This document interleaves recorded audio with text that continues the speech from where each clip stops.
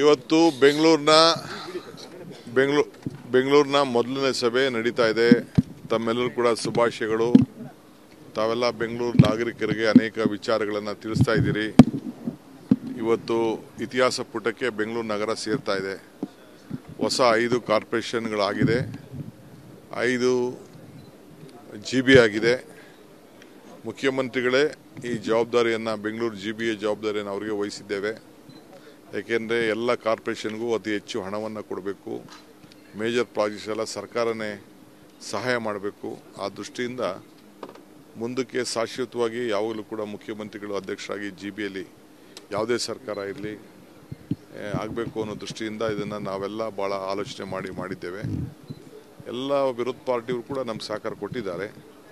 ಇವತ್ತೇನೋ ನಮಗೆ ಬೈಕಾಟ್ ಮಾಡಬೇಕು ಅಂತ ಪೇಪರಲ್ಲಿ ಸುದ್ದಿ ಇತ್ತು.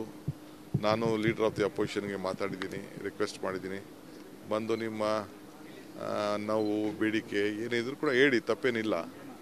ಅವರು ಮಾತಾಡೋದು ತಪ್ಪೇನಿಲ್ಲ, ಕೇಳ್ಕೊಳ್ಳೋದು ತಪ್ಪೇನಿಲ್ಲ. ಸೊ ನಮಗೇನಾದ್ರು ತಿದ್ದದಿದ್ರು ಹೇಳಿ, ತಪ್ಪು ಮಾಡಿದ್ರು ಹೇಳಿ ಅಂತ ಕೂಡ ಹೇಳಿದ್ದೀನಿ. ಸೊ ಅವರೇನೋ ಮೀಟಿಂಗ್ ಮಾಡಿ ಹೇಳ್ತೀವಿ ಅಂತ ತಿಳಿಸಿದ್ದಾರೆ. ಅವ್ರಿಗೂ ನಾನು ನಮ್ರತೆಯಿಂದ ಮನವಿ ಮಾಡ್ಕೊಳ್ತೇನೆ. ಪ್ರಜಾಪ್ರಭುತ್ವ ವ್ಯವಸ್ಥೆಯಲ್ಲಿ ನಿಮಗೆ ಹಕ್ಕಿದೆ, ನೀವೆಲ್ಲ ಸದಸ್ಯರಿದ್ದೀರಿ.